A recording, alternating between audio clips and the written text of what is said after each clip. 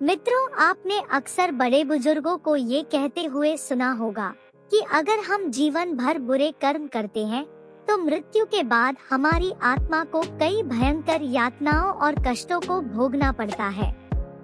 वैतरणी नदी से होकर गुजरना पड़ता है, यमदूतों की मार सहनी पड़ती है और पापी आत्मा को तो पशु नोच नोच कर खाते हैं। लेकिन क्या कभी सोचा है कि आखिर हमारी पाप पुण्य का लेखा जोखा कौन रखता है और कैसे यमलोक में धर्मराज पापियों को सजा देते हैं? आइए साथ मिलकर जानते हैं। तो मित्रों, नमस्कार और स्वागत है आप सभी का एक बार फिर हमारे चैनल पर। गरुड़ पुराण के 3 अध्याय में धर्मराज द्वारा पापी आत्माओं को सजा देने का वर्णन मिलता है। पक्षीराज श्री हरि से प्रश्न करते हैं, हे केशव, यम मार्ग की यात्रा पूरी करने के बाद यम भवन में जाकर पापी किस प्रकार की यातना को भोगता है और किस प्रकार धर्मराज पापियों को सजा देते हैं? इस पर श्री हरि कहते हैं, जो नास्तिक और महापापी प्राणी होते हैं उनके बारे में धर्मराज भलीभांति जानते हैं। फिर भी वो चित्रगुप्त से उनके शुभ और अशुभ कार्यों के बारे में पूछते हैं, जिस पर चित्रगुप्त श्रवण से पापी आत्मा के बारे में जानकारी प्राप्त करते हैं।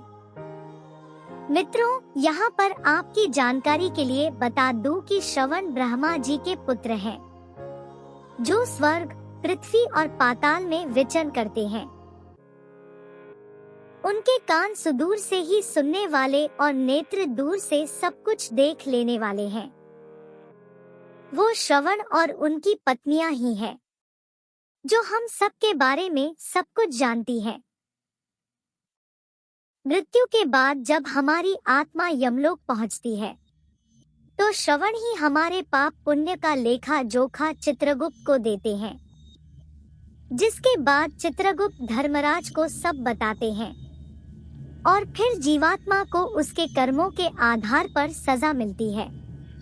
इस प्रकार पापियों के पाप के बारे में जानकारी हासिल करने के बाद यम उन्हें बुलाकर अपना अत्यंत भयंकर रूप दिखाते हैं। यमराज की 32 भुजाएं, लाल आंखें और 3 योजन जितना विशालकाय शरीर देखकर आत्मा जोर जोर से चिल्लाने लगती है।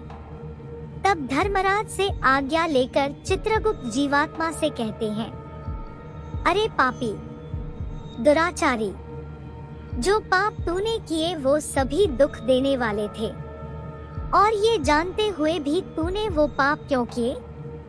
जिस प्रकार हर्षोल्लास के साथ तूने वो पाप किए हैं, तो अब इस समय तू उनके बारे में सोचकर भयभीत क्यों हो रहा है? धर्मराज की ये बातें सुन जीवात्मा और जोर से रोने लगती है और अपने द्वारा किए गए पापों के बारे में सोचकर विलाप करने लगती है। इसके बाद धर्मराज भी चोर की भांति बैठे पापियों को देख दूतों को उन्हें सजा देने की आज्ञा देते हैं। यम की आज्ञा पाकर प्रचंड और चंडक नाम के दूत एक पाश से आत्मा को बांधकर नरक की ओर ले जाते हैं। मित्रों, गरुड़ पुराण के अध्याय 3 में उल्लेख मिलता है कि नरक की शुरुआत में अग्नि के समान प्रभाव वाला 5 योजन में फैला और 1 योजन ऊंचा वृक्ष है।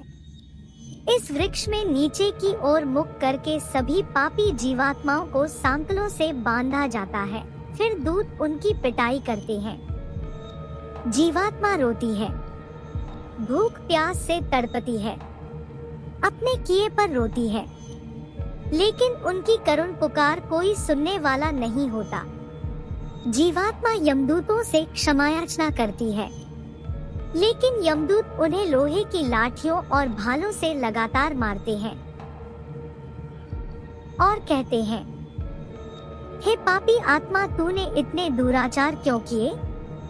तूने कभी क्यों सुलभ काम और अन्न का दान क्यों नहीं किया? तुमने कभी पितरों के लिए तर्पण नहीं किया, कभी कौए, कुत्ते और गायों के लिए दान नहीं दिया, कभी अतिथियों का सत्कार नहीं किया। अगर तू ऐसा करता तो तुझे इस तरह की यातना नहीं झेलनी पड़ती। ऐसा कहकर यमदूत जीवात्मा को और निर्दयता पूर्वक पीटने लगते हैं, जिससे जीवात्मा अंगारे की तरह जलती हुई वृक्ष से नीचे गिर जाती है। वृक्ष से गिरते ही जीवात्मा को कुत्ते नोचने लगते हैं। इसके बाद धर्मराज की आज्ञा से यमदूत जीवात्मा को तामिस्र नरक में फेंक देते हैं। मित्रों, बता दूं कि इसी वृक्ष के बाद 84 लाख नरक शुरू हो जाते हैं, जहां जीवात्माओं को उनके पापों और कर्मों के आधार पर भेजा जाता है। वैसे तो ये सभी नरक कशकारी हैं,